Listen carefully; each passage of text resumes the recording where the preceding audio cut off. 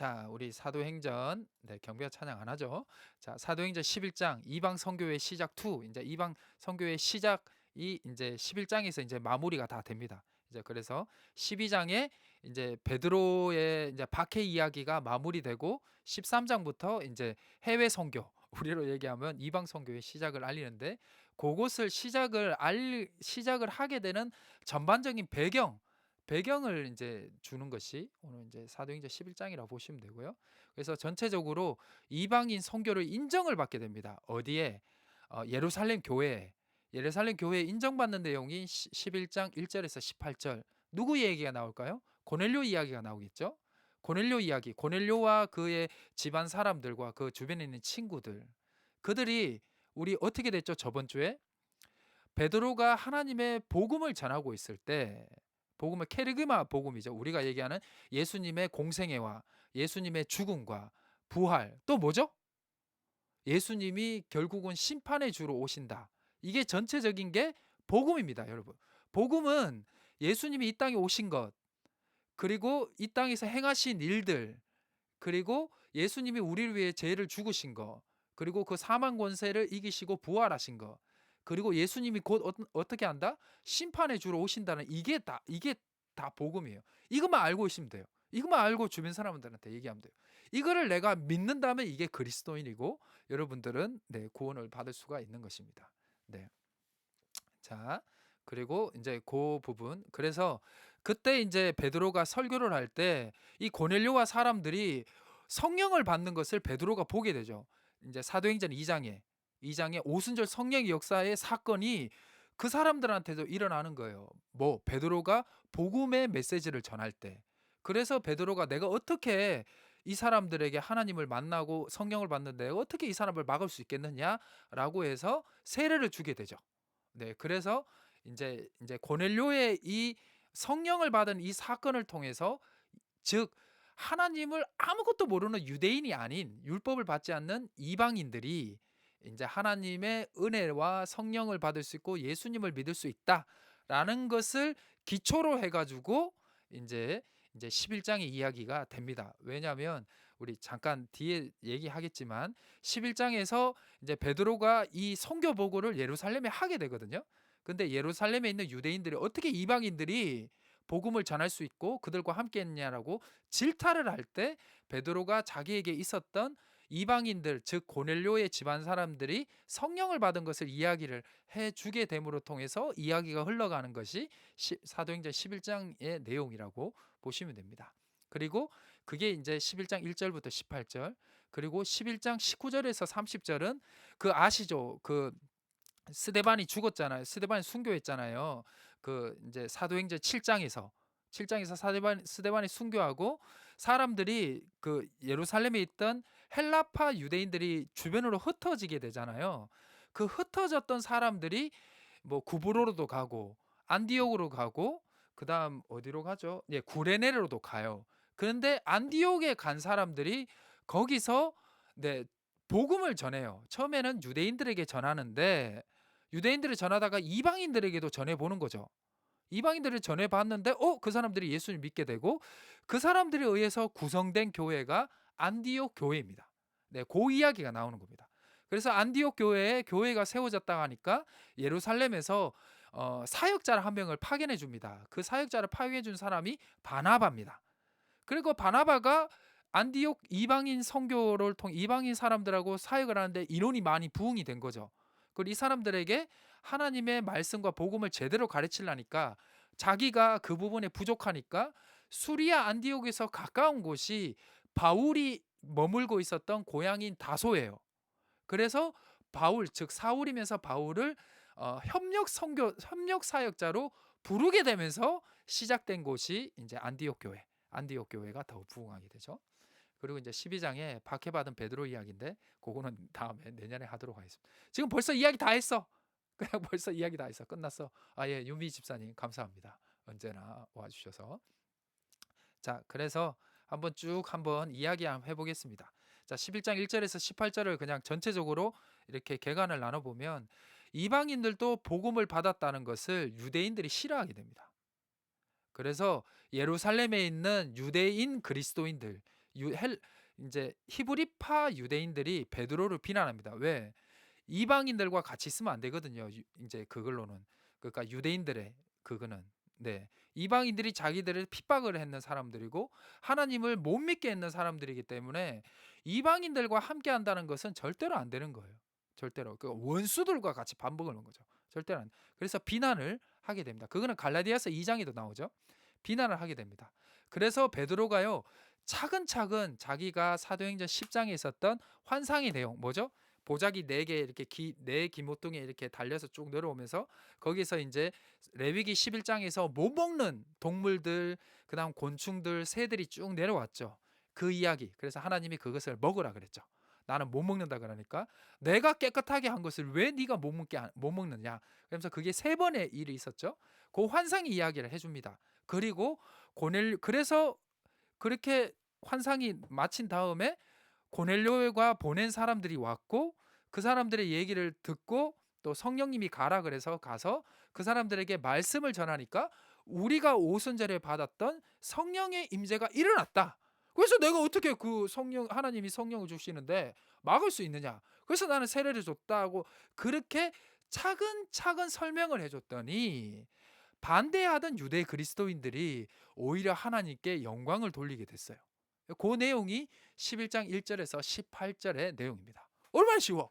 얼마나 쉬워. 근데 이게 정말 중요했는 거예요.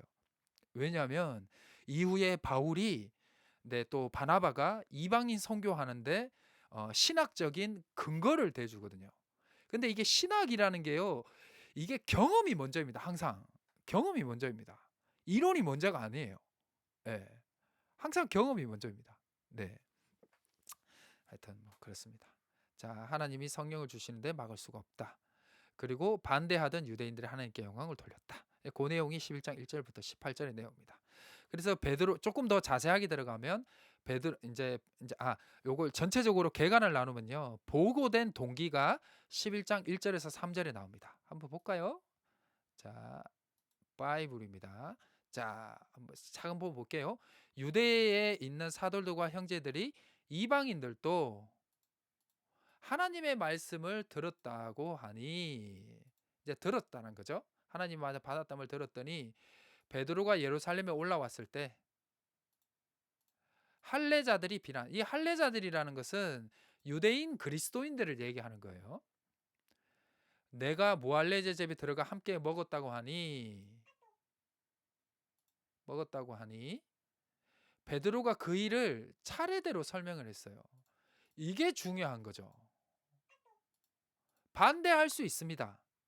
반대할 수 있습니다. 그렇지만 베드로는 차근차근 설명했습니다.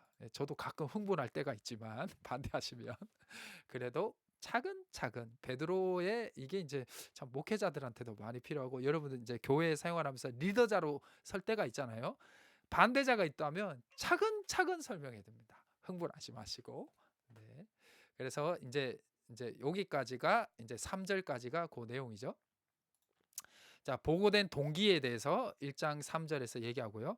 그리고 이제 반대를 하니까 베드로가 4절부터 자기가 받은 환상에 대해서 이제 이야기를 하게 됩니다. 자, 가볼까요? 자, 시간 다 됐다. 큰일 났다. 내가 요바에서 기도할 때 황홀 중에 환상을 보니 큰 보자기 같은 게 일어나서 들어오더니 주목하여 보니 이제 땅 네 발 간진 게 보이더라. 그래서 소리가 들렸죠? 소리가 들렸죠? 그래서 베드로야 일어나 잡아먹으라. 주님 그럴 수 없다. 속된 것을 내가 들어갈 수 없다. 근데 두 번째 소리가 있었죠? 하나님께서 속되다고 하지 말라. 이게 이제 11장에 있는 내용이죠. 11장에 있는 내용. 그래서 10절에 3번이 있은 후에 내가 다시 끌어올라갔다. 그래서 유숙하는 집에 서 있는데 그 가이사라에 보낸 즉 고넬료가 또 환상을 받았죠. 온 사람들이 왔다라는 거죠. 그게 이제 11절부터 있습니다. 11절부터 해서 고넬료 사람을 만났고 지금 시간이 없어서 그냥 갈게요. 했고 그래서 요거를 차근차근 설명을 해주고 이게 이제 어떻게 됐냐면 17절쯤에 가야 돼요. 자 15절을 한번 미리 볼게요. 15절 내가 말을 시작할 때 이게 언제죠? 설교할 때. 설교할 때 성령이 그들이 임하는 것을 처음 우리와 같은 자 임하시는 것을 처음 우리에게 한 것 같다. 이게 뭐죠? 사도행전 2 장의 오순절의 성령의 역사와 같은 동일한 역사가 일어났다는 거예요. 그래서 자기가 예수님이 요한에게 물을 베풀었으나 너희에게는 성령을 세례를 베푼다는 말씀이 생각이 난 거예요. 예. 그래서 그가 인제 하나님이 우리가 예수 그리스도 믿을 때 주신 같은 선물을 그들에게 주셨다. 그래서 내가 어떻게 그들을 막느냐? 그랬더니 이 말을 반대했던 사람들이 듣고 잠잠했대요. 그래서 어떻게 했죠? 하나님께 영광을 돌렸대요. 할렐루야! 이겁니다, 이겁니다.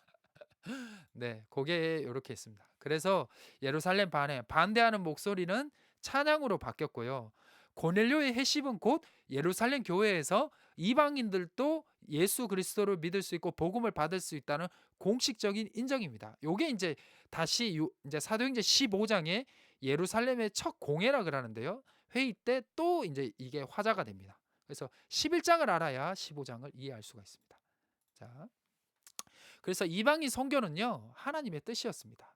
이방인 선교는 하나님의 뜻. 뭐죠? 사도행전 1장 8절에 그게 나오잖아요. 뒤에 보면 할게요. 그래서 유대인으로 구성된 교회는 이방인 선교를 이해를 못 했다는 거죠, 처음에. 그래서 사도행전의 10장에서 있었던 베드로의 그 이야기를 차근차근 설명해 줬더니 사람들이 깨닫게 된 거죠. 이방인 선교는 뭐다? 하나님의 뜻이다. 우리만의 하나님이 아니라 온 세상을 창조하신 창조주 하나님이라는 것을 알게 됐죠. 그래서 이방인 선교는 사도행전 8장에 사마리아 선교와 그 간다게 있죠. 여호와 간다게의 내시.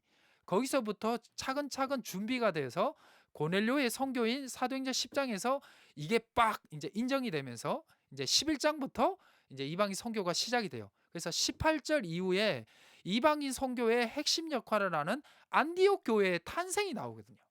네. 시간이 없어서.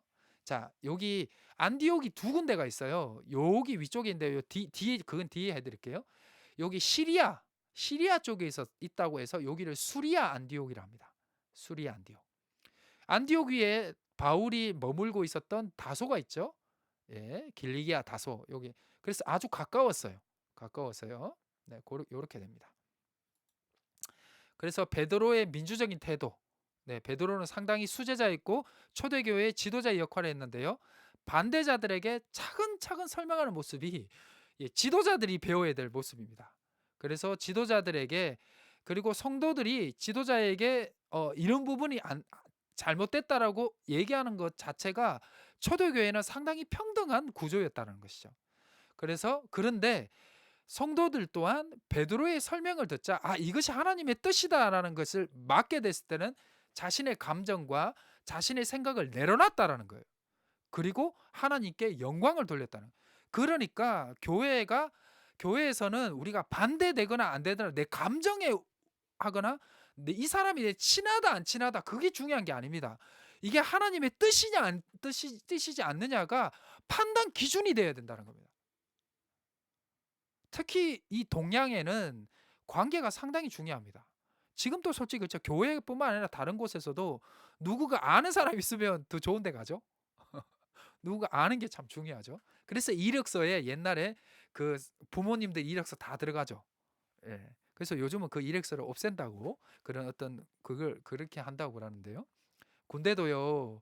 아버지가 높으신 분이면 편한 대로 빠집니다. 네. 제가 연평도에 있었지만 연평도에서 근무했지만 섬에서 근무했는데요. 백 있는 애들은 다 나갔어요, 중간에. 예, 중간에 한 일병 정도 되면 다 나가요. 그럼 우리는 알게 되죠. '아, 백이 있는 놈이구나.' 네. 뭐 이런 얘기하기는 좀 그렇지만 그래서 이 관계적인 게 교회에서 그 판단 기준이 절대로 되면 안 됩니다. 하나님의 기준이 항상 나의 감정보다 나의 관계보다 더 우선시 되어야 된다는 것을 벌써 초대교회는 그걸 잘 지키고 있었다는 것을 1장 11장 1 절에서 18 절에서 가르쳐 주고 있다라는 것입니다. 자, 그래서 이제 두 번째 오늘 빨리 해야 돼요. 지금 이제 5분 남았어요. 5분.